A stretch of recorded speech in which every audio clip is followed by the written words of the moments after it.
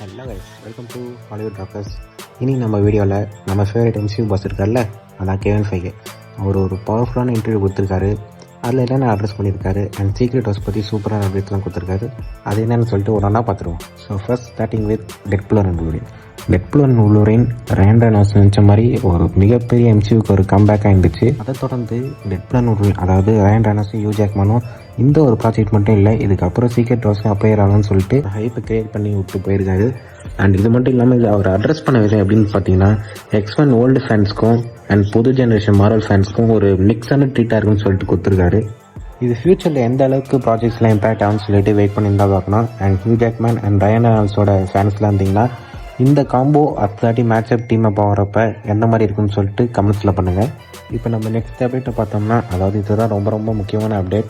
Secret ஹவுஸை பற்றி ஒரு சூப்பரான அப்டேட்லாம் கொடுத்துருக்காரு. அண்ட் இது ரீபூட் ஆகும்னு சொல்லியிருக்காரு. அதை என்ன பற்றின்னு சொல்லிட்டு முக்கியமாக பார்த்துருவோம். சீக்ரெட் ஹவுஸ் பற்றி பேச்சடிக்கும் பற்றி சொல்லிட்டாரு. இது ஒரு சாஃப்ட் ரீபூட், அதாவது எம்சியூ மார்வல் சினிமேட்டிக் யூனிவர்ஸ்க்கு ஒரு சாஃப்ட் ரீபூட்டாக தான் அமைய போகுது.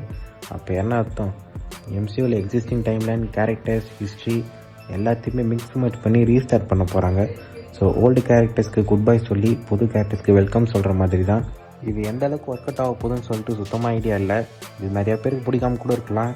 பட் கெவின் ஃபைகே எத்த முடிவுலாம் இது வரைக்கும் பர்ஃபெக்டாக தான் இருந்திருக்குது. அந்த வகையில் இதுவும் ஒரு சூப்பரான நல்ல ப்ராஜெக்டாக வரும்னு சொல்லிட்டு எதிர்பார்ப்போம். இதை பற்றி அவர் அட்ரஸ் பண்ணும்போது தோரை பற்றி கேட்டிருக்காங்க. ஸோ தோர் மேலே சுத்தமாக கை வைக்க பொறுத்த இல்லை, தோர் அப்படி தான் இருக்க போகிற. தோர் ஆக்சுவலாக இப்போ அவரோட ப்ரைமில் இருக்கான்னு சொல்லிட்டு சொல்லியிருக்காங்க. அதனால தோர் அடுத்த ப்ராஜெக்ட்ஸை நம்ம கண்டிப்பாக எதிர்பார்க்கலாம். கிறிஸ் ஹெம்ஸ்வொர்த் கண்டிப்பாக நம்மளை விட்டு போக மாட்டார். ஏன்னா ஒன்று பக்கம் நம்ம ஆர்டிஜே அண்ட் கிறிஸ் எவன்ஸ் இவங்களாம் கண்டிப்பாக ரீகாஸ்ட் தான் பண்ண போகிறாங்க. Iron Man and Captain America most of the கேரக்டர்ஸை ரீகாஸ்ட் தான் பண்ண போகிறாங்க. ஸோ ரீபூட்ன்ற வகையிலே ரீகாஸ்ட் பண்ணால் தான் அது கரெக்டாக இருக்கும். ஸோ எப்படி இருந்தாலும் நம்ம புது Iron Man, Captain America and other கேரக்டர்ஸை புதுசாக தான் பார்க்க போகிறோம். எனக்கு தெரிஞ்சு ஸ்பைடர் மேன் மேலே கை வைக்க மாட்டாங்க.